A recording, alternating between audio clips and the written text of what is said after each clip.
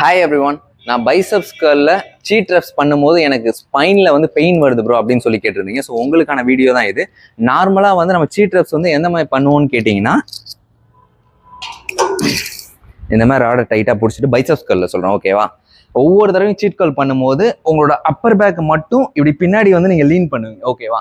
இந்த மாதிரி லீன் பண்ணும்போது என்ன ஆகும்னா உங்களோட ஃபுல் ப்ரெஷரும் ஸ்பைனுக்கு போகும். எப்படி சீட் ரெப் பண்ணணும்னு கேட்டிங்கன்னா, ஒவ்வொரு தடவையும் நீங்கள் லீன் பேக், ஓகேவா? இப்படி உங்கள் பாடியை பின்னாடி கொண்டு போகும்போது உங்களோட குவாட் மசில் விச் மீன் வந்து உங்களோட தைஸ் மசிலை டைட் பண்ணணும், ஓகே? ஸோ இப்போ நான் சீட் ரெப் பண்ண போகிறேன். என் தைஸ் மசில் ஃபுல் டைட் ஆகும், ஓகேவா?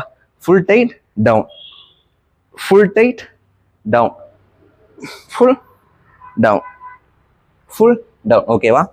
அதாவது ஒவ்வொரு தடவையும் நீங்கள் கவுண்ட் பண்ணும்போது இப்படி பின்னாடி நீங்கள் லீன் பேக் பண்ணும்போது உங்கள் க்ளூட்ஸு, தைஸு அண்ட் ஹாம்ஸ்ட்ரிங் இந்த மாதிரி உங்களோட லோயர் பாடியில் உள்ள மசிலை நீங்கள் டைட் பண்ணிங்கன்னா எக்ஸ்ட்ரா வர ப்ரெஷர் வந்து உங்களோட ஸ்பைனுக்கு போகாமல் குவாட்ஸுக்கு போயிடும். ஸோ நீங்கள் சீட் ரெப்பை மோர் எஃபிஷியண்ட்டாக பண்ண முடியும், ஓகே?